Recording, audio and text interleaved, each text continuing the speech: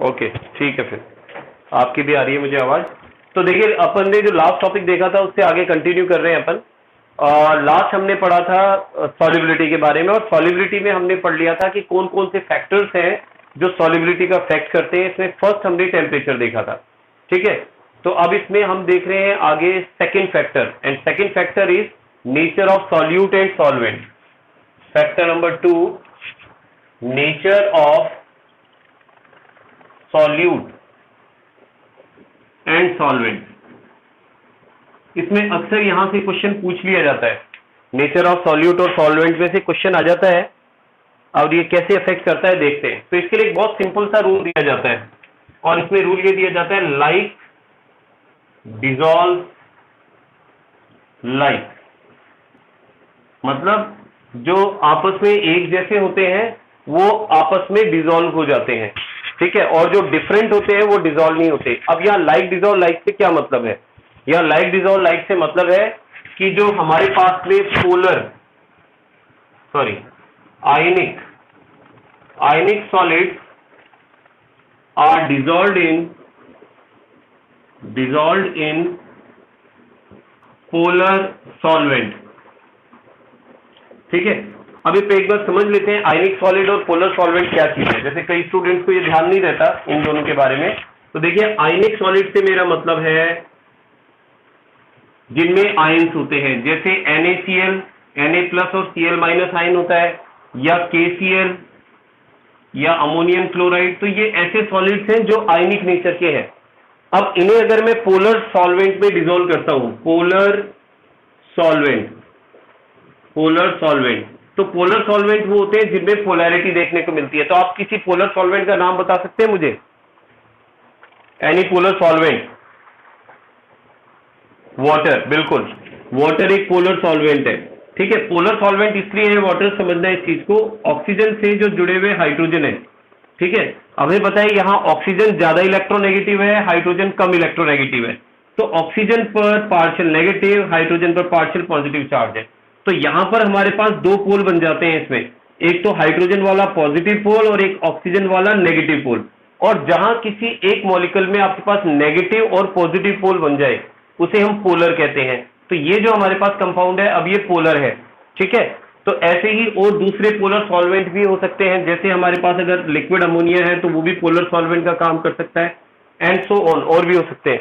तो अब मेरा कहने का मतलब है जो पोलर सॉल्वेंट होते हैं वो आयनिक सॉलिड को अपने में डिसॉल्व कर लेते हैं, क्योंकि आयंस में भी हमें पता है पॉजिटिव और नेगेटिव पार्ट होता है, और पोलर में भी पॉजिटिव नेगेटिव पार्ट होता है। तो अगर आप इनको आपस में डिसॉल्व करेंगे तो डिसॉल्व हो जाएंगे, ठीक है। लेकिन दूसरा पॉइंट भी बहुत इंपॉर्टेंट है कि जो आयनिक सॉलिड्स होते हैं, ionic solids are not soluble in non polar solvent. ये नॉन पोलर सॉल्वेंट में सॉल्युबल नहीं होते। अब ये नॉन पोलर सॉल्वेंट क्या है? नॉन पोलर सॉल्वेंट वो होते हैं जिनमें पोलैरिटी नहीं मिलती है, जिनमें पॉजिटिव नेगेटिव पार्ट नहीं बनता है। तो मुझे कोई एक ऐसा एग्जांपल बता सकते हैं जो नॉन पोलर सॉल्वेंट का काम करता हो? Can you remember any such example which can be used as non polar solvent? ध्यान है बेटा? चलिए देखते हैं। ओके, सुनिए, अब नॉन पोलर सॉल्वेंट में बेटा सबसे बड़ी एग्जांपल है बेंजीन, C6H6।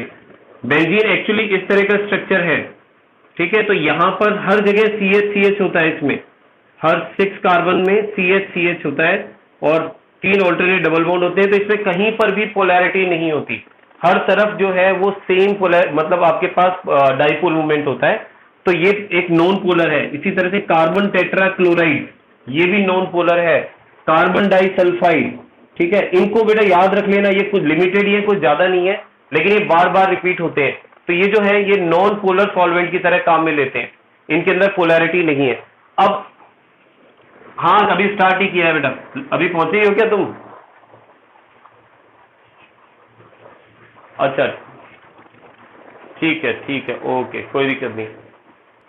एक सेकेंड में देख लूं कितने स्टूडेंट्स हैं। ओके, ठीक है, पूरे हैं। चलिए अब आगे चलते हैं अपन। तो मेरा कहने का मतलब है ये जो है हमारे पास में नॉन पोलर सॉल्वेंट है। अभी नॉन पोलर सॉल्वेंट में अगर मैं आयनिक सॉलिड को डिसॉल्व करूंगा तो डिसॉल्व नहीं होंगे, तो ध्यान रखना नॉन पोलर सॉल्वेंट में आयनिक सॉलिड डिसॉल्व नहीं होते हैं। तो यहां से ना एक क्वेश्चन बन जाता है, यहां से क्वेश्चन इस तरह से बन जाता है कि NaCl is soluble in water but not soluble in benzene C6H6। मतलब NaCl जो है वो वाटर में तो सॉल्युबल है लेकिन बेंजीन में सॉल्युबल नहीं है। Now you are able to answer this question. अब आप आराम से इसका आंसर दे सकते हैं क्योंकि आपको पता है कि NaCl एक आयनिक कंपाउंड है जो कि पोलर सॉल्वेंट में ही डिसॉल्व हो सकता है, नॉन पोलर में डिसॉल्व नहीं हो सकता। और बेंजीन एक नॉन पोलर कंपाउंड है, नॉन पोलर में डिसॉल्व नहीं होगा। एक बार मैं लाइट ऑन और करके देख लेता हूं, मेरे को ऐसा लग रहा है शायद दिखने में आपको, लेकिन लाइट से दिक्कत बेटा अब सही है या पहले सही था? पहले सही था, ठीक है, ओके, नो प्रॉब्लम, ठीक है। तो ये क्वेश्चन समझ में आया बेटा? इस तरह से इसके अंदर क्वेश्चन पूछ लिया जाता है, तो ये चीज हमें पता होनी चाहिए। अब एक इसका अपोजिट और है, अगर हमारे पास में जो सॉलिड सब्सटेंस है वो तो हो नॉन पोलर और उसको फिर हम डिसॉल्व करने की कोशिश करें, तो जैसे मैं इसके ऊपर वाले को रफ कर रहा हूं, इसका सेकंड, ये तो ए पार्ट हो गया जैसे ए, इसका बी पार्ट ये हो सकता है कि नॉन पोलर नहीं, इसको अपन कोवेलेंट बोलते हैं, कोवेलेंट, हाँ नॉन पोलर भी कहते हैं, दोनों ही हैं। Non polar solvent solid are soluble in non polar solvent but insoluble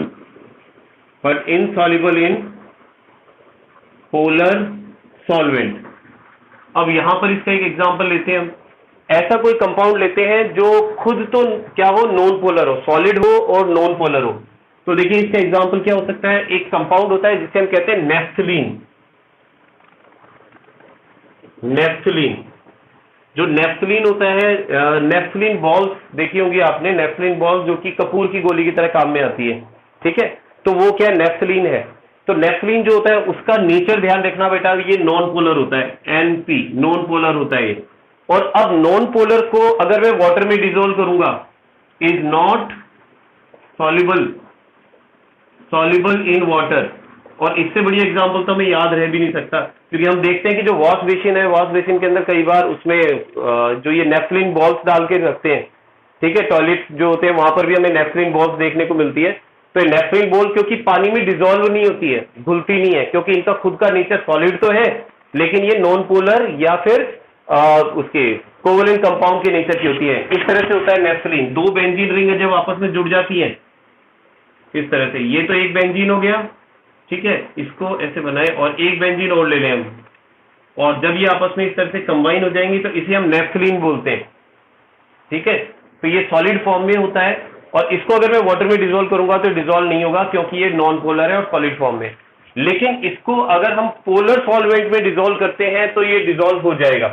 polar solvent से मेरा मतलब है जैसे वो इसमें क्या लिखा अपन ने, non polar are soluble in non polar solvent, ठीक है, but insoluble in polar solvent, okay. और इसको अगर अपन नॉन पोलर में डिसॉल्व करेंगे तो नेफ्थलीन जो होता है, ध्यान रखना, naphthalene is soluble in carbon tetrachloride या बेंजीन, ठीक है, या कार्बन डाइसल्फाइड, इनमें ये सॉल्युबल होता है। और रीजन आपको पता ही है, क्योंकि ये क्या है, नॉन पोलर है और ये भी क्या है, नॉन पोलर है, तो आपस में एक दूसरे को डिसॉल्व कर सकते हैं, ठीक है। तो इसमें बेटा कोई डाउट आपको, ये तो समझ में आ गया होगा ना कि पोलर में डिसॉल्व होगा, नॉन पोलर में।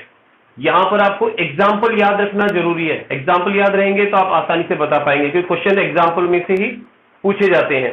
एक और इसका वो ले रहा हूं मैं, सॉल्युबिलिटी में कुछ सॉलिड सब्सटेंस ऐसे होते हैं जिनकी सॉल्युबिलिटी को हम दूसरे रीजन से एक्सप्लेन करते हैं, जैसे ग्लूकोज है, ठीक है, glucose is soluble in water glucose के साथ साथ सुक्रोज, शुगर जो होती है, ठीक है, ये वाटर में सॉल्युबल होता है। तो इसका रीजन क्या हो सकता है, कोई बता सकता है? जब बिल्कुल इसका रीजन है हाइड्रोजन बॉन्डिंग, क्योंकि बेटा जो ग्लूकोज होता है ना, ध्यान रखना, ग्लूकोज के अंदर OH होते हैं खूब सारे, ठीक है, पॉलीहाइड्रोक्सी ग्रुप होते हैं इसके अंदर। तो ये OH जो होते हैं वाटर के साथ में हाइड्रोजन बॉन्ड बना लेते हैं, ठीक है। इसका रीजन है फॉर्मेशन ऑफ हाइड्रोजन बॉन्ड। तो हाइड्रोजन बॉन्ड बनाने की वजह से ग्लूकोज जो है वो वाटर में सॉल्युबल होता है, ठीक है। तो ये बात हो गई नेचर ऑफ सॉल्वेंट और सॉल्यूट के बारे में, कि किसी तरह कोई भी सॉल्यूट सॉल्वेंट में डिसॉल्व कब होगा और कब नहीं होगा। यहां से छोटे छोटे क्वेश्चंस बन जाते हैं, तो ये हमें पता होना चाहिए, ठीक है। इसको रफ कर दे बेटा। हाँ बोलिए, बोलो बेटा।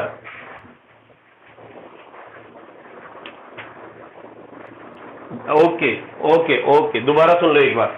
मेरा कहने का मतलब है, देखिए मैं ये कह रहा हूं कि हमने अभी जो बात पढ़ी है उसमें हमने ये पढ़ा है कि जो लाइक डिसॉल्व लाइक, जो लाइक में डिसॉल्व होता है, जैसे पोलर में डिसॉल्व होगा, नॉन पोलर में डिसॉल्व होगा। तो यहां अगर मैं एग्जांपल लेता हूं नेफ्थलीन का, ठीक है, ये नेफ्थलीन है हमारे पास, इस नेफ्थलीन का एग्जांपल ले रहा हूं। तो नेफ्थलीन जो है, ये नेफ्थलीन नॉन पोलर है, नॉन पोलर। और अब अगर इसको मैं वाटर में डिसॉल्व करता हूं, ठीक है, वाटर क्या है, पोलर है। दूसरा एग्जांपल, वापस से नेफ्थलीन ले रहा हूं मैं, और इस बार मैं इस नेफ्थलीन को डिसॉल्व कर रहा हूं किसमें, कार्बन टेट्राक्लोराइड में, ठीक है। और ये जो कार्बन टेट्राक्लोराइड है ये हमारे पास में है पोलर, ठीक है। अब हमें देखना है कि, और ये पोलर नहीं है, सॉरी, नॉन पोलर। अब हमें देखना है कि कौन किसमें डिसॉल्व होगा। तो जो मैंने सिंपल सा आपको रूल बताया, like dissolve like, non polar, okay. तो ये नॉन पोलर है और ये पोलर है, तो क्या ये लाइक है? लाइक नहीं है ना, समान नहीं है ये, तो इसका मतलब इनसॉल्युबल, ठीक है, इनसॉल्युबल, ये इसमें सॉल्युबल नहीं होगा। और दूसरा अगर हम देखते हैं नेफ्थलीन और कार्बन टेट्राक्लोराइड, नेफ्थलीन भी नॉन पोलर, कार्बन टेट्राक्लोराइड भी नॉन पोलर, तो दोनों समान है, आपस में डिसॉल्व कर लेंगे तो ये हो जाएगा सॉल्युबल, ठीक है। तो जो एक जैसे होते हैं वो घुल जाते हैं, बिल्कुल वैसे ही जैसे आप देखो क्लास के अंदर अगर कोई सिंसियर बच्चा है तो वो सिंसियर बच्चों के साथ में मिक्सअप हो जाएगा, कोई अगर इनसिंसियर है, शरारती बच्चा है, शरारती बच्चों के साथ मिक्सअप हो जाएगा, पढ़ने वाला पढ़ने वालों के साथ में मिक्सअप हो जाएगा। तो बिल्कुल एक सिंपल सा वो ये कि लाइक डिसॉल्व लाइक के अंदर डिसॉल्व हो जाता है। तो वैसे ही यहां पर हमको देखना है, जिनमें सिमिलरिटी है वो आपस में डिसॉल्व हो जाएंगे, ठीक है। ओके, आगे चलते हैं, ठीक है बेटा।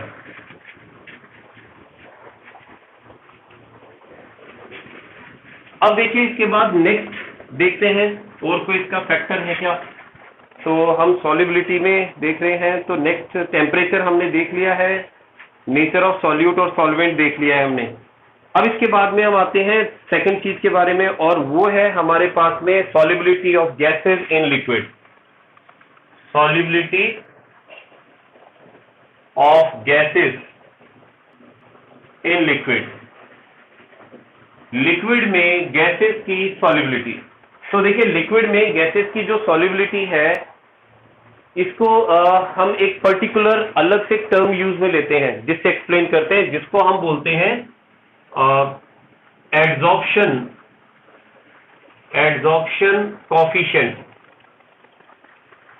कॉफिशिएंट एक अलग से वर्ड काम में आता है इसके लिए।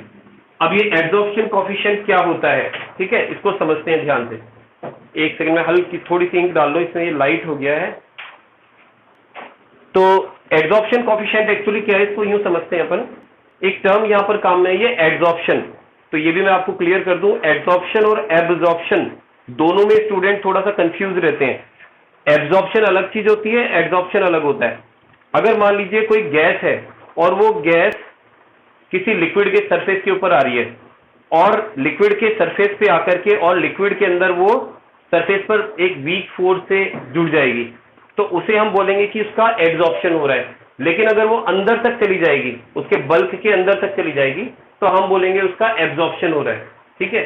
तो अब हम यहाँ एक टर्म यूज में ले रहे हैं जिसको हम कह रहे हैं एडजॉर्प्शन कॉफिशिएंट। एडजॉर्प्शन कॉफिशिएंट क्या है? एडजॉर्प्शन कॉफिशिएंट है volume of gas dissolved in fixed volume of liquid at fixed temperature। मतलब किसी एक पर्टिकुलर टेम्परेचर पर किसी लिक्विड के में किसी भी गैस का कितना वॉल्यूम डिसॉल्व हो रहा है, उस गैस के वॉल्यूम को ही हम क्या बोलते हैं? Adsorption coefficient. अगर किसी गैस का ज्यादा वॉल्यूम डिसॉल्व है तो हम बोलेंगे उसका एडजॉर्प्शन कॉफिशिएंट हाई है, और अगर कम वॉल्यूम डिसॉल्व है तो हम बोलेंगे उसका एडजॉर्प्शन कॉफिशिएंट कम है। तो हम यूं कह सकते हैं कि सॉल्युबिलिटी ऑफ गैस जो है is directly proportional to adsorption coefficient.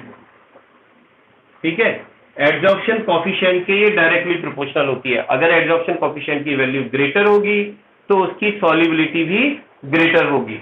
ठीक है, तो अब यहां पर क्या होता है कि एक सिंपल सा ऑर्डर है एडजॉर्प्शन कॉफिशिएंट को समझाने के लिए कि कौन सी गैस इसमें डिसॉल्व होगी और कौन सी नहीं होगी, किस ऑर्डर में डिसॉल्व होगी। तो एक बार मैं वो ऑर्डर लिख रहा हूं।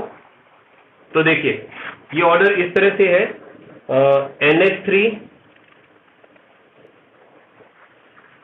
एक second, HCl, carbon dioxide, methane, hydrochloric acid, NH3, sulphur dioxide. ठीक है, तो यहां मैंने कुछ गैसेस लिखी हैं, एक सेकेंड, यहां COO आएगा और फिर HCl आएगा और NH3 आएगा और SO2 आएगा। ठीक है, तो मैंने यहाँ कुछ गैसेस लिखी हैं। तो ये जो गैसेस यहाँ पर लिखी है, मैं क्या चीज, एक सेकेंड, हाँ एक सेकेंड, यहाँ आएगा हाइड्रोजन है, एक सेकेंड चेक कर लूं मैं। तो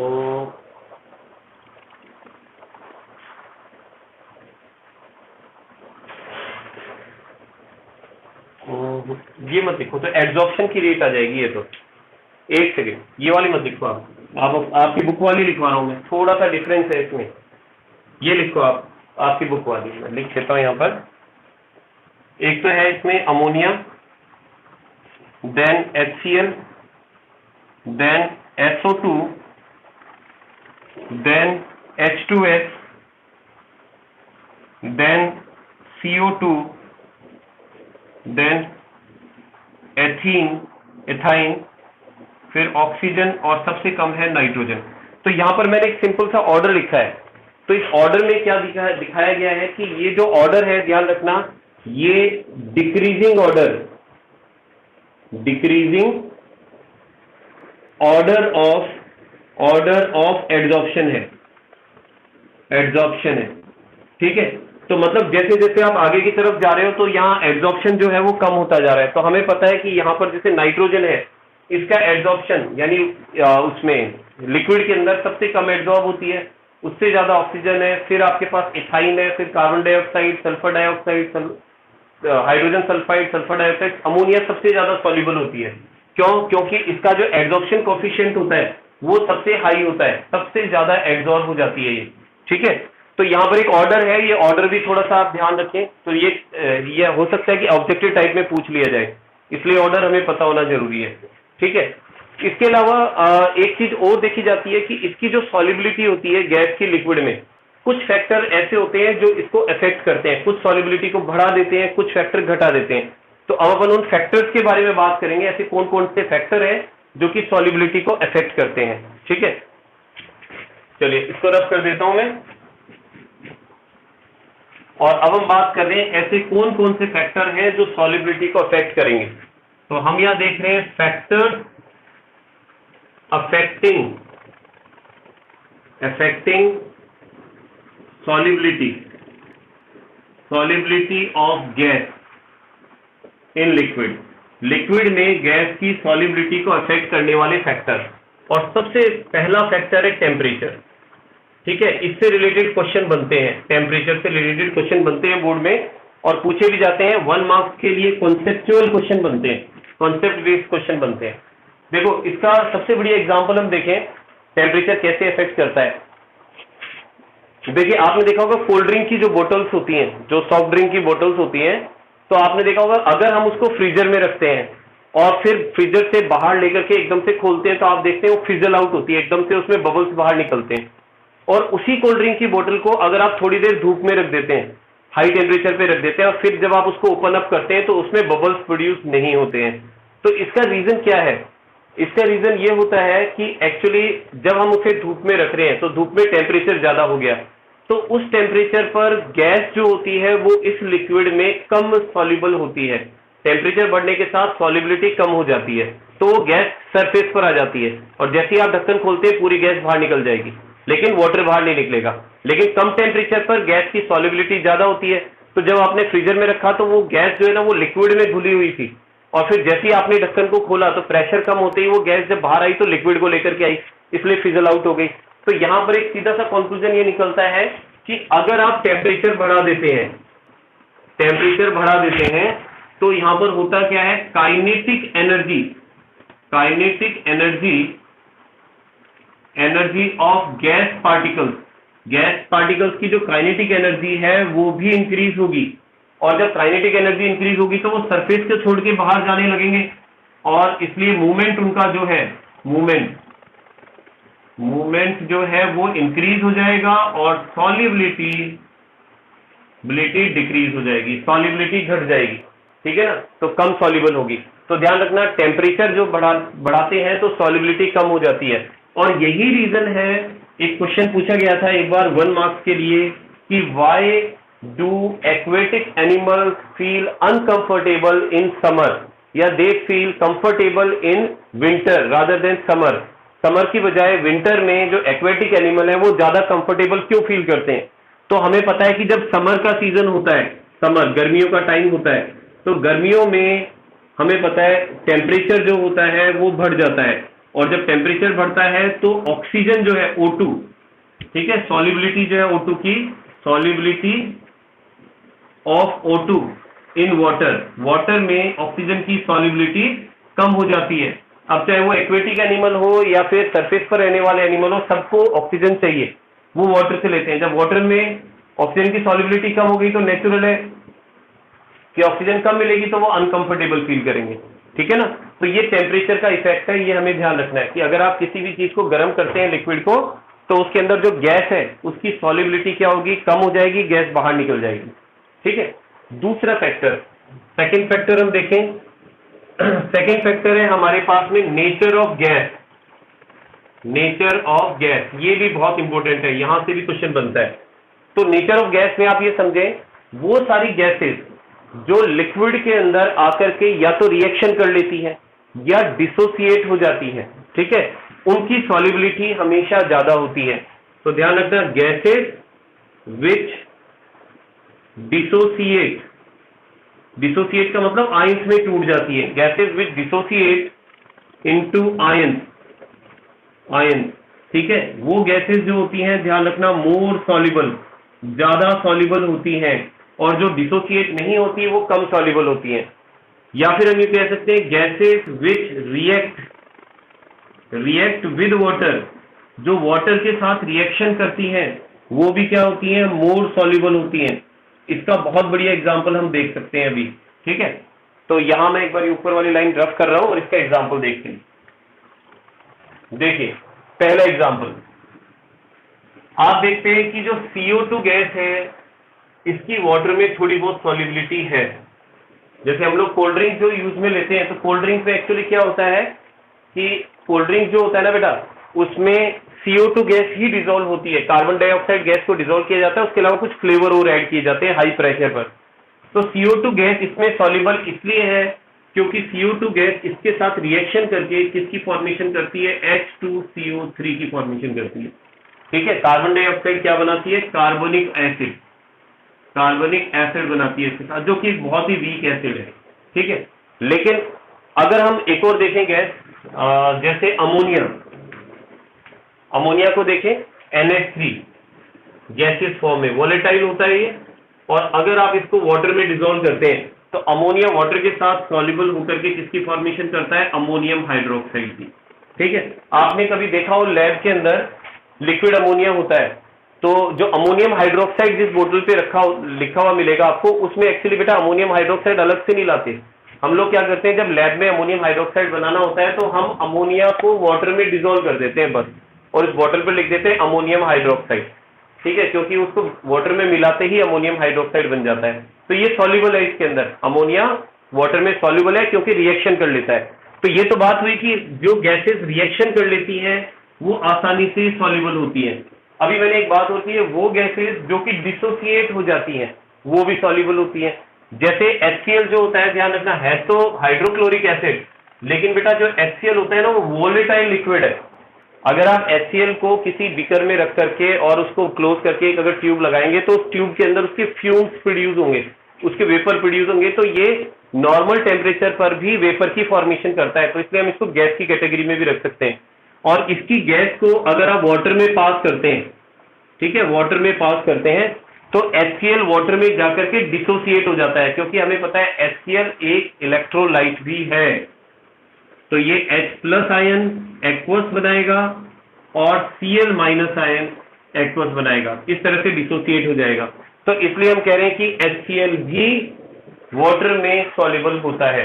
तो ये दो लाइन ध्यान रखनी है कि वो गैसेस जो वाटर के अंदर डिसोसिएट हो जाती हैं या वो गैसेस जो वाटर के साथ रिएक्शन कर लेती हैं वो आसानी से सॉल्युबल होती हैं। जो रिएक्शन नहीं करती हैं वो कभी भी सॉल्युबल नहीं होंगी। जैसे हम हाइड्रोजन को देखें, अब यहां जैसे एक एग्जांपल ले रहा हूं मैं हाइड्रोजन का। अगर मैं यहां पर हाइड्रोजन को वाटर में डिसॉल्व करने की कोशिश करूंगा, ठीक है, तो हमें पता है कि यहां पर नो डिसोसिएशन, न तो इसका डिसोसिएशन होगा और नो रिएक्शन, और न ही इसकी रिएक्शन होगी। तो जब ये दोनों चीजें नहीं हो रही है तो इसलिए हम कहेंगे कि नॉट सॉल्युबल, इसलिए ये सॉल्युबल नहीं है। ये सॉल्युबल कब होती, जब ये इसके साथ या तो रिएक्शन कर लेती या डिसोसिएट हो जाती।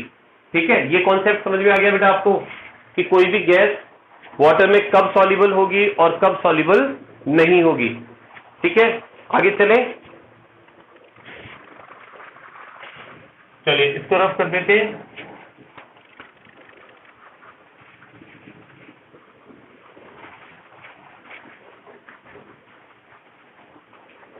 अब इसके बाद एक बहुत ही इंपॉर्टेंट टॉपिक आता है जिसे हम कहते हैं effect of pressure on solubility. ठीक है, इस पर न्यूमेरिकल्स भी पूछे जाते हैं और इस पर कॉन्सेप्ट बेस्ड क्वेश्चन भी आते हैं। तो अब हम जो नेक्स्ट टॉपिक देख रहे हैं दैट इज इफेक्ट ऑफ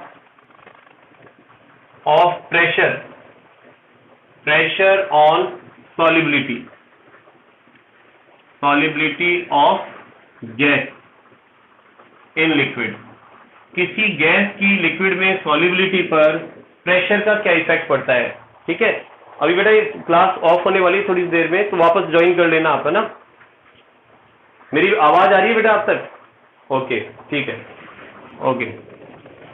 तो effect of pressure on solubility of gas in liquid, कि प्रेशर का लिक्विड की में गैस की सॉल्युबिलिटी पर क्या इफेक्ट पड़ेगा। देखिए इसको ही समझते हैं। जैसे एक कंटेनर लिया मैंने, इस कंटेनर में मैंने एक पिस्टन लगा दिया है, ठीक है, ये पिस्टन लगा दिया है और यहां तक मैंने इसमें लिक्विड फिल किया हुआ है, यहां लिक्विड है और यहां पर गैस के पार्टिकल हैं।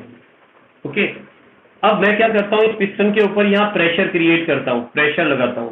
तो जब प्रेशर लगाऊंगा तो नेचुरली जो गैस के पार्टिकल है वो ज्यादा गैस के पार्टिकल इस लिक्विड के कांटेक्ट में आएंगे और इसके अंदर ज्यादा सॉल्युबल होंगे। तो इसका मतलब ये है कि जब मैं प्रेशर को इंक्रीज करूंगा तो ज्यादा गैस लिक्विड के कांटेक्ट में आएगी और सॉल्युबिलिटी इंक्रीज हो जाएगी। तो हम एक सीधा सा यहां बता सकते हैं कि प्रेशर बढ़ाने पर गैस की लिक्विड में सॉल्युबिलिटी बढ़ती है। लेकिन ये हम बता सकते हैं, ये बात पहले किसी ने लॉ के रूप में दे दी है जिसका नाम था हेनरी। हेनरी ने सबसे पहले बताया था कि प्रेशर का गैस की सॉल्युबिलिटी पर क्या इफेक्ट पड़ता है और इसे हम हेनरीज लॉ के नाम से जानते हैं, ध्यान रखना, हेनरीज लॉ। इसने इसको एक लॉ की फॉर्म में, यस बोलिए बेटा, क्या चीज, डिसोल्यूशन। हाँ, एक्चुअली वाटर में डिसॉल्व होने को ही डिसोल्यूशन बोलते हैं। अगर कोई चीज वाटर में डिसॉल्व हो रही है तो वो डिसोल्यूट हो रही है, उसी को डिसोल्यूशन बोलेंगे। ठीक है, ओके। तो अब अपन ये कह रहे हैं कि हेनरीज लॉ की बात कर रहे हैं हम। तो हेनरी ने, ध्यान रखना, ये कई बार ऑब्जेक्टिव टाइप में क्वेश्चन आ जाता है कि गैस की लिक्विड में सॉल्युबिलिटी पर प्रेशर के इफेक्ट को किसने बताया? सबसे पहले हेनरी ने बताया था, या हेनरीज लॉ से बताया जाता है। अब ये लॉ क्या था? देखिए, इसको दो पार्ट्स में डिवाइड करते हैं लॉ को। ये जो लॉ है मैं इसको दो पार्ट्स में स्टडी करूंगा। पहला मैं बोलूंगा in term of mass of solute, ठीक है, जो गैस जो उसको सॉल्यूट मान रहे हैं उसकी मास के टर्म्स में। और दूसरा हम इसे बात करेंगे in term of mole fraction of gas, जो हमारे पास गैस है उसकी मोल फ्रैक्शन के टर्म्स में। तो दो तरह से इसको डिफाइन किया जाता है। तो सबसे पहला अपन देखें कि मास ऑफ सॉल्यूट की टर्म्स में, तो इसमें यह कहा जाता है कि m जो है वो डायरेक्टली प्रोपोर्शनल होता है p के। तो हमें बस क्या करना है, इन दोनों का मतलब पता होना चाहिए। अगर हमें इनका मीनिंग पता है तो हमें लॉ आता है। तो m जो है, ध्यान रखना, m क्या है? Mass of gas dissolved in liquid at constant temperature. Constant temperature पर किसी गैस का मास जो लिक्विड में डिसॉल्व हो रही है। और P जो है, ध्यान रखना, इट इज प्रेशर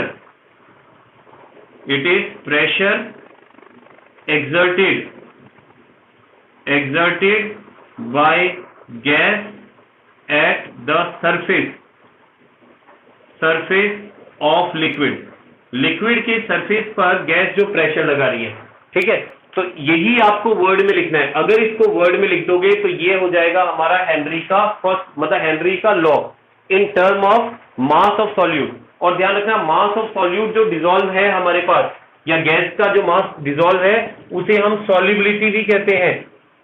हमें पता है कि एक फिक्स्ड टेम्परेचर पर जितनी गैस डिसॉल्व होगी लिक्विड में, वो उसकी सॉल्युबिलिटी है। तो मैं डायरेक्ट यूं भी बोल सकता हूं, solubility of gas is directly proportional to the pressure of gas exerted on the surface of liquid के सरफेस के ऊपर, जैसा मैंने यहां बताया था। ठीक है, यहां पर n गैस डिसॉल्व हो रखी है और p प्रेशर लगा रहे हो, तो इसका मतलब यहां n क्या है? p के डायरेक्टली प्रोपोर्शनल है। जितना यहां p बढ़ाओगे उतना n इसके अंदर बढ़ जाएगा, उतनी गैस जो है जो इसमें डिसॉल्व हो रही है वो उतनी गैस बढ़ती चली जाएगी। ये बात समझ में आ गई बेटा? पहला कॉन्सेप्ट क्लियर हो गया आपको, ये फर्स्ट लॉ। ठीक है, ओके, आगे चले। ओके, तो ये पहला लॉ हो गया। दूसरा लॉ जो उसने दिया था, या मतलब दूसरा लॉ नहीं बोलेंगे अपन, ये लॉ तो एक ही है, लेकिन यहां हम कह रहे हैं मास ऑफ सॉल्यूट की टर्म्स में, और यहां मोल फ्रैक्शन की टर्म्स में बात करेंगे। तो मोल फ्रैक्शन की टर्म्स में थोड़ा सा इसको अपोजिट करके लिया जाता है। इसे लिखा जाता है P is directly proportional to XB। ठीक है, तो यहां P जो है, ध्यान रखना, P is the partial pressure of gas. P जो है वो गैस का पार्शियल प्रेशर है। ठीक है, और XB जो है it is mole fraction of solute gas. ठीक है, तो हम यह कह सकते हैं कि किसी भी गैस का कितना मोल फ्रैक्शन लिक्विड में डिसॉल्व है, वो किस बात पे डिपेंड करेगा? वो डिपेंड करेगा कि पार्शियल प्रेशर कितना है। यहां पर जितना ज्यादा पार्शियल प्रेशर होगा उतना मोल फ्रैक्शन ज्यादा डिसॉल्व होगा लिक्विड के अंदर। अब एक थोड़ा सा बच्चों के कंफ्यूजन रहता है इसमें, वो मैं क्लियर कर दूं। और वो कंफ्यूजन रहता है कि ये जो पार्शियल प्रेशर है, ये क्या होता है? प्रेशर और पार्शियल प्रेशर में क्या डिफरेंस होता है? वैसे तो 11th स्टैंडर्ड में पढ़ते हैं, लेकिन 12th आते आते भूल जाते हैं। तो एक बार समझ लेना आप इसको ध्यान से।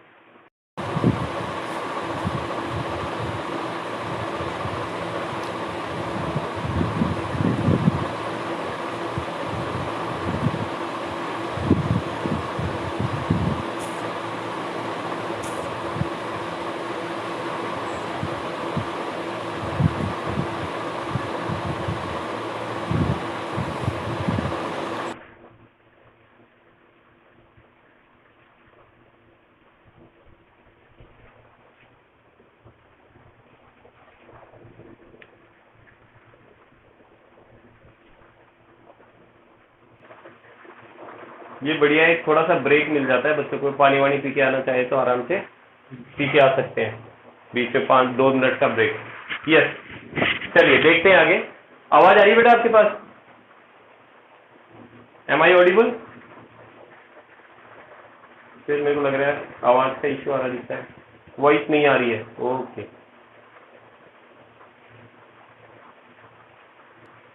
Okay, now it is Audible.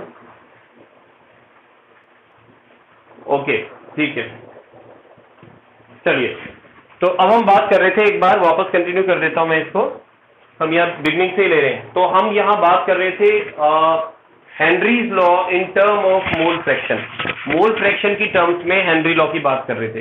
तो मोल फ्रैक्शन की टर्म्स में हम ये कहते हैं कि P is directly proportional to XB, और P है हमारे पास पार्शियल प्रेशर ऑफ गैस, और XB है mole fraction of solute gas. ठीक है, सॉल्यूट गैस का मोल फ्रैक्शन। तो मैं ये कह रहा था कि मोल फ्रैक्शन तो पता है हमें, ये पार्शियल प्रेशर क्या होता है एक बार इसको और सुन लेना आप। पार्शियल प्रेशर से मेरा मतलब है, जैसे मान लीजिए हम ये कह रहे हैं कि हमारे पास किसी कंटेनर में 2 गैसेज हैं। ठीक है, एक तो है A, यहाँ पिस्टन लगा देता हूं, एक तो है A और एक है B। तो A जो प्रेशर लगाएगी उसे हम बोलेंगे PA, और B जो प्रेशर लगाएगी उसे बोलेंगे PB। अब अगर ये केवल A ही होती है यहाँ पर, अगर एक कंटेनर में, जैसे दूसरा कंटेनर ले रहा हूं मैं और यहाँ पर मैं केवल A को रख रहा हूं, तो यहाँ पर जो A का जो प्रेशर होगा वो प्योर फॉर्म में होगा, तब तो हम उसे बोलेंगे कि A का प्योर फॉर्म में वेपर प्रेशर है। लेकिन अगर 2 कंपोनेंट हैं और 2 कंपोनेंट में से किसी एक कंपोनेंट के प्रेशर की बात करें अपन, यानी मिक्सचर में किसी एक कंपोनेंट का प्रेशर, उसे हम पार्शियल प्रेशर कहते हैं। ठीक है, जैसे मान लो, तो यहां हम ये इसलिए कह रहे हैं क्योंकि अगर मान लीजिए आपके पास में 2 या 2 से ज्यादा गैसेस हैं, तो किसी एक पर्टिकुलर गैसेस की सॉल्युबिलिटी कितनी होगी। ठीक है, तो हम बोलेंगे उस पर्टिकुलर गैस का पार्शियल प्रेशर, क्योंकि वो मिक्सचर के अंदर अवेलेबल है, उसमें 1 से ज्यादा गैसेज है, तो उस पर्टिकुलर गैस का पार्शियल प्रेशर जो है वो डायरेक्टली प्रोपोर्शनल होगा उसी गैस के मोल फ्रैक्शन के। ठीक है, तो उसमें जितना मोल फ्रैक्शन उसके अंदर है, ठीक है, उनमें जितना उसका मोल फ्रैक्शन है उतनी ज्यादा उसके अंदर उसकी सॉल्युबिलिटी होगी। तो ये वाला जो लॉ है, partial pressure is directly proportional to XB, इसे हम मोल फ्रैक्शन की टर्म्स में कहते हैं। लेकिन अब इसमें एक इंपॉर्टेंट चीज है, जो न्यूमेरिकल पूछा जाता है इसमें, तो उसके लिए थोड़ा सा इसको सॉल्व करना पड़ेगा। तो यहां अब अगर मैं प्रोपोर्शनैलिटी साइन को हटाता हूं, तो देखिए P equals to KH XB यूं लिखा जाता है, और KH जो है इसे हम कहते हैं हेनरी कांस्टेंट। हेनरीज कांस्टेंट, ये एक हेनरी कांस्टेंट है। अब हेनरी कांस्टेंट जो है, अगर मैं इसको बाहर लेता हूं तो इसे यूं लिख सकता हूं मैं, देखिए P upon XB equals to KH। और अब अगर मैं XB और KH में रिलेशन देखूं तो मैं यूं कह सकता हूं कि 1 अपॉन XB इज या इक्वल्स टू KH है।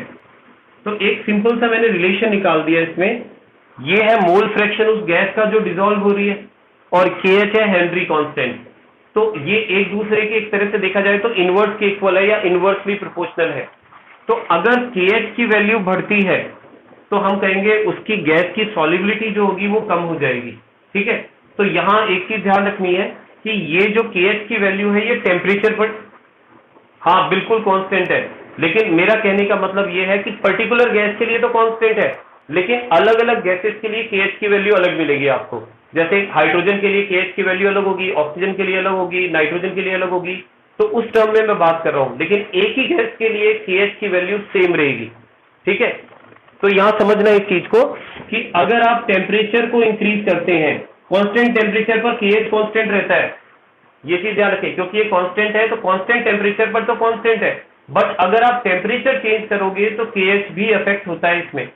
तो अगर मैं टेम्परेचर को इंक्रीज करता हूं, ठीक है, तो टेम्परेचर को इंक्रीज करने पर जो KH की वैल्यू है वो भी इंक्रीज होती है, क्योंकि जो KH है it is directly proportional to temperature, ये टेम्परेचर के भी डायरेक्टली प्रोपोर्शनल होता है।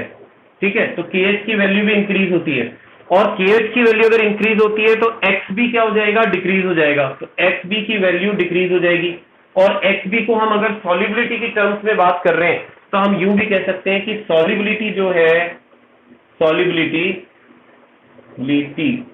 सॉल्युबिलिटी भी क्या हो जाएगी, डिक्रीज हो जाएगी, सॉल्युबिलिटी भी डिक्रीज हो जाएगी। तो ये रिलेशन हमें थोड़ा ध्यान रखना है, ठीक है, ये रिलेशन हमें ध्यान रखना है कि किसी पर्टिकुलर गैस के लिए अगर मैं टेम्परेचर को बढ़ाता हूं तो उसका KH इंक्रीज होगा, KH इंक्रीज होने से उसका मोल फ्रैक्शन डिक्रीज हो जाएगा, क्योंकि KH और मोल फ्रैक्शन के बीच में हमें रिलेशन पता है, और उसकी सॉल्युबिलिटी भी क्या हो जाएगी, डिक्रीज हो जाएगी। और यही रीजन है कि हमने बिगिनिंग में बताया था कि जब हम टेम्परेचर बढ़ाते हैं तो टेम्परेचर बढ़ाने पर कोई भी गैस जो होती है उसकी सॉल्युबिलिटी कम हो जाती है, गैस कम डिसॉल्व होगी। कुछ और इंपॉर्टेंट बातें हैं KH के बारे में जो मैं ऊपर बता देता हूं, ठीक है। जैसे अभी मैंने कहा कि KH जो है इसको हम कह रहे हैं कैरेक्टरिस्टिक ऑफ KH के कैरेक्टरिस्टिक्स हैं, ठीक है। एक सेकेंड, मैंने इसको ऑन नहीं किया क्या, हाँ ऑन है, ओके। कैरेक्टरिस्टिक है KH के, तो पहला कैरेक्टरिस्टिक है, ध्यान रखना, value of KH for same gas is constant, is always constant, ठीक है। एक ही गैस के लिए constant eight fixed temperature, fixed temperature पर KH की वैल्यू किसी पर्टिकुलर गैस के लिए बिल्कुल फिक्स रहती है। दूसरा, value of KH for different gas is different, अलग अलग गैस के लिए जो KH की वैल्यू है वो अलग अलग होगी। जैसे हाइड्रोजन के लिए KH की वैल्यू अलग होगी, ऑक्सीजन के लिए KH की वैल्यू अलग होगी। थर्ड, यस बोलो बेटा।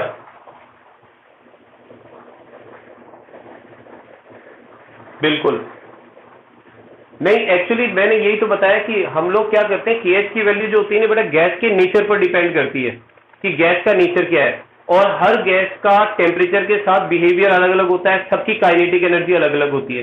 तो उसकी जो KH की वैल्यू है ना एक्चुअली डिपेंड करती है उन गैस की काइनेटिक एनर्जी पर, ठीक है। और हमें पता है कि जब आप टेम्परेचर बढ़ाओगे तो काइनेटिक एनर्जी तो इफेक्ट होगी, कोई टेम्परेचर बढ़ाने पर काइनेटिक एनर्जी बढ़ती है, गैस का मूवमेंट बढ़ता है, क्योंकि सब गैसेस का नेचर अलग है, सबका नेचर अलग अलग है, तो KH की वैल्यू उनकी डिफरेंट हो जाएगी।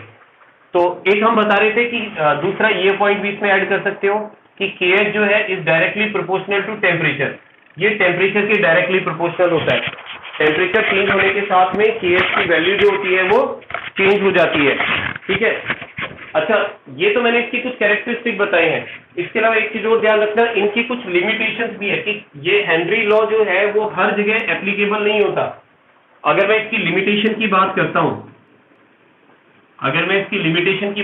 कि कहां लागू नहीं होगा, ठीक है, तो देखो ये वहां लागू नहीं होगा जहां गैस को अगर आप लिक्विड में डिसॉल्व कर रहे हो और वो गैस डिसोसिएट हो रही है, ठीक है। तो ये चीज ध्यान रखना, not applicable where there is dissociation और एसोसिएशन ऑफ गैस का डिसोसिएशन हो रहा है या एसोसिएशन हो रहा है, वहां पर ये लॉ एप्लीकेबल नहीं है, ठीक है। या दूसरी चीज, अब अगर मान लीजिए कहीं पर प्रेशर ऑलरेडी बहुत ज्यादा है, ठीक है, कहीं पर प्रेशर ऑलरेडी बहुत ज्यादा है, अब आप उस पर प्रेशर इंक्रीज करते हो तो कोई इफेक्ट पड़ेगा, नहीं पड़ेगा। तो यानी ये लॉ जो है ना ये हाई प्रेशर पर भी एप्लीकेबल नहीं है। तो प्रेशर ध्यान रखना, pressure should not be very high, pressure बहुत हाई नहीं होना चाहिए। भाई हेनरी लॉ आप वहीं लगा सकते हो ना जहां प्रेशर को इंक्रीज करने पर सॉल्युबिलिटी बढ़ रही हो, और जहां पहले से ही आपने प्रेशर बहुत ज्यादा बढ़ा रखा है तो वहां पर हेनरी लॉ तो एप्लीकेबल होगा ही नहीं, क्योंकि बढ़ाए हुए प्रेशर का कोई इफेक्ट नहीं पड़ना, ऑलरेडी प्रेशर बहुत ज्यादा है, और टेम्परेचर जो है वो बहुत कम भी नहीं होना चाहिए। तीसरा, temperature should not be very low, क्योंकि जब टेम्परेचर कम होता है तो ध्यान रखना बेटा, टेम्परेचर कम होता है तो सॉल्युबिलिटी ऑलरेडी ज्यादा होती है। अभी मैंने बताया था टेम्परेचर हाई होगा तो सॉल्युबिलिटी कम होगी, टेम्परेचर कम होगा तो सॉल्युबिलिटी ज्यादा होगी। तो टेम्परेचर थोड़ा मॉडरेट होना चाहिए, ठीक है। उस समय फिर अपन इसको मेजर कर सकते हैं, अगर टेम्परेचर कम हुआ तो कई बार गैस जो है वो कंडेंस हो जाती है, तो इसलिए टेम्परेचर जो है वो बहुत कम नहीं होना चाहिए। तो ये कुछ केसेस हैं जो आपको ध्यान रखने लिमिटेशंस के अंदर, ठीक है। तो एक बार मैं हल्का सा रिव्यू कर देता हूं, दोबारा सुन लेना आप, खास करके हेनरी लॉ की। पहली बात, हेनरी लॉ कहां एप्लीकेबल है? हेनरी लॉ वहां एप्लीकेबल, सॉरी, हेनरी लॉ हम कहां लगाते हैं? जहां हम ये बताते हैं कि किसी भी गैस के ऊपर जब आप प्रेशर लगाएंगे तो उसकी सॉल्युबिलिटी पर क्या इफेक्ट पड़ेगा। तो सॉल्युबिलिटी पर गैस का प्रेशर का इफेक्ट बताता है हेनरी लॉ। इसको हमने दो पार्ट्स में डिवाइड किया है। एक तो हमने कहा था कि किसी गैस का मास और प्रेशर, इन दोनों पर का आपस में क्या रिलेशन है। ये कम सिग्निफिकेंट है, इसलिए मैंने उस पर ज्यादा जोर नहीं दिया। मोस्टली जो क्वेश्चन आता है वो मोल फ्रैक्शन के बेस पर पूछा जाता है, लेकिन उसमें हमने ये बता दिया कि मास ऑफ गैस जो है is directly proportional to pressure. तो जितना ज्यादा आप प्रेशर बढ़ाएंगे गैस का मास उतना ज्यादा लिक्विड में डिसॉल्व होता जाएगा, ठीक है। और दूसरा हमने जो बताया था वो था हमारे पास में कि P जो है, P is directly proportional to HV। तो इसको अच्छी तरह से ध्यान रखना है कि किसी भी गैस का जो पार्शियल प्रेशर है अगर उसको इंक्रीज करते हैं तो उसमें जो मोल फ्रैक्शन है गैस के वो बढ़ते जाएंगे, मतलब गैस की सॉल्युबिलिटी इंक्रीज होती जाएगी, ठीक है। और फिर उसके बाद हमने इसको रिलेट कर दिया कि किस तरह से अगर हम प्रोपोर्शनलिटी साइन हटाते हैं तो KH आता है, जिसे हम हेनरी कांस्टेंट कहते हैं। हेनरी कांस्टेंट जो है वो टेम्परेचर से इफेक्ट होता है, ध्यान रखना, हेनरी कांस्टेंट टेम्परेचर से इफेक्ट होता है। और अगर मैं टेम्परेचर बढ़ाता हूं तो हेनरी कांस्टेंट बढ़ेगा। और हमें पता है कि अगर हेनरी कांस्टेंट बढ़ता है तो मोल फ्रैक्शन में क्या रिलेशन है, अगर KH बढ़ता है तो मोल फ्रैक्शन घट जाएगा। तो अगर हेनरी कांस्टेंट बढ़ेगा तो मोल फ्रैक्शन घटेगा, और मोल फ्रैक्शन घटेगा तो सॉल्युबिलिटी भी डिक्रीज हो जाएगी, ठीक है। तो ये अपन ने देख लिया। अब कल की क्लास में हम क्या करेंगे बेटा, इसको थोड़ा पढ़ के आना अच्छी तरह से। कल हम हेनरी लॉ से रिलेटेड न्यूमेरिकल्स देखेंगे, ठीक है, जहां ये अपन ने जो लॉ बताया है इसका यूज होगा, एप्लीकेबल होगा ये। और ये वाला वीडियो आपको उस पे यूट्यूब पे मिल जाएगा, तो जैसे जो लेट भी आया तो वो उसको देख सकता है क्लास को, ठीक है। तो आज की क्लास यहीं कर दे बेटा ऑफ, फिर कल मिलते हैं, ठीक है। Okay bye, see you again tomorrow. Okay, have a good